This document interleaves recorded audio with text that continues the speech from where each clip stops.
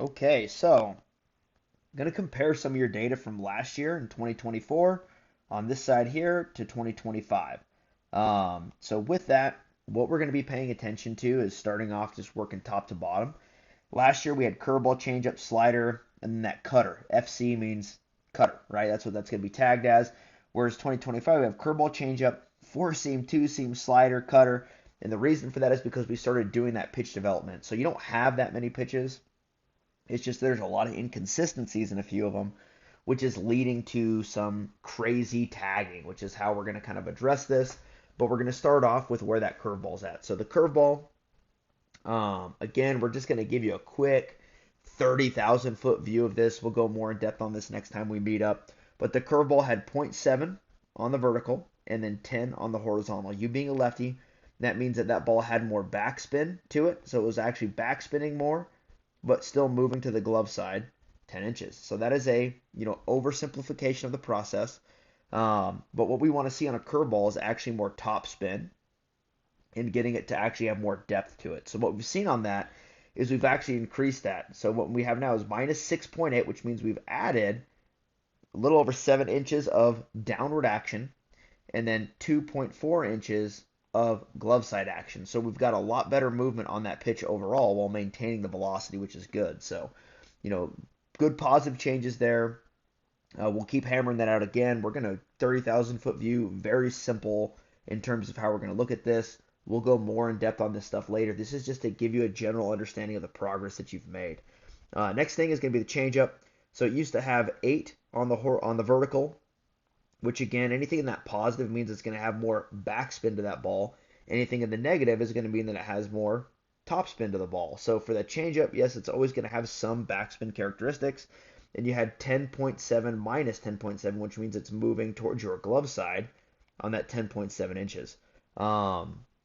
Now what we're seeing is a little bit more on the vertical, which isn't good. It isn't bad. It's just kind of indifferent. But the big thing is we're seeing 17.4. So roughly give or take a 7-inch increase on the way we're moving that ball on the glove side, which is huge. We want to create as much vertical, or not vertical, my bad, horizontal movement towards the glove side as possible.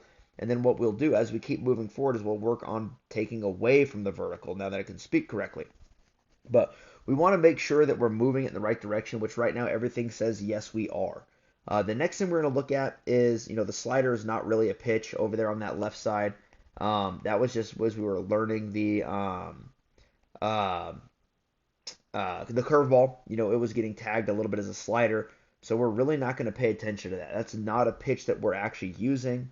Um, Again, we wanted to keep moving it with that goal of getting more action there, and we've accomplished that. So again, you still have a couple of them that are tagged there, but even your bad curveballs are going to be tagged as that slider for you, which is drastically improved from where it was a year ago, or not a year ago, 4 months, however long ago this update was. So not a year, but roughly 4 months. Next thing we're going to look at is before we started adjusting that fastball, it was fully tagged as a cutter. So the big thing we're going to pay attention to is that spin efficiency at 45.4%. In a perfect world, we'd like our crappy fastballs to be about 90% efficient on that spin efficiency. Again, we're going to really keep these things as simple as possible, just giving you a quick 30,000 foot overview. If we're looking at the cutter now, just to compare apples to apples as best as possible, we're seeing that spin efficiency is getting better. We've seen an improvement of, 18% roughly off the top of my head, and that has improved your vertical break by you know, almost 2x. So, obviously 6.7 times 2, 7 roughly we'll just say 6 to maybe like 40% off the top of my head. 40% improvement there. Again, not a math major. Um, but when it comes down to it, we want to keep seeing that ball get more vertical break.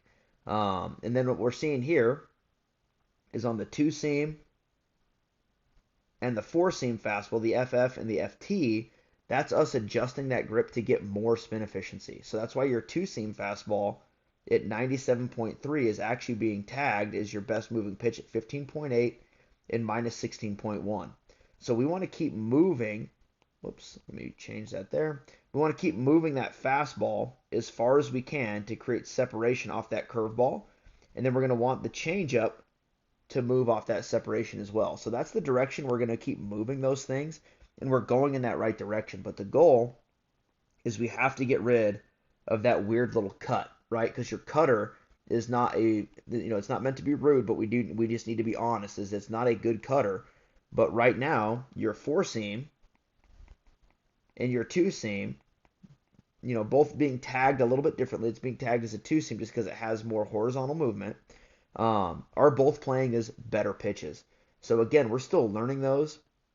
We can make a lot of progress on those to create those into above average pitches, not just for a level, but for the levels we want to get to, right? I know you're still young, but we need to keep progressing on those things and have that goal in mind. So the goal is to get rid of these two, or well, not those two, but these three pitches that kind of blend together, that two seam, four seam, and cutter, and turn them into, just one really good pitch. So again, the reason it's showing up as multiple pitches in there is because we're working on different grips. We're getting your fingers different on the ball. We're adjusting the spin axis.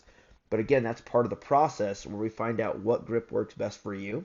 Obviously, when you're in games, you are just going to, go in there and get players out. When you are, working in practice, we're going to adjust what we're doing with those fingers to make sure we're spinning the ball the way we want to spin it. And again, when you're with me, we're going to use pitch logic. We're going to make sure we're using those tools that are needed to ensure we're getting the reps that we need. So now that we've got a lot better understanding of what your stuff is doing, how it's progressed, which again, everything has improved. Like everything is better on all aspects. Now we can start dialing in your practice sessions, especially getting into the summer here, to make sure that every throw you take is getting the progress that you're looking for to prep you for everything that's upcoming. Let me know if that makes sense. Any questions, send me a text. Let me know.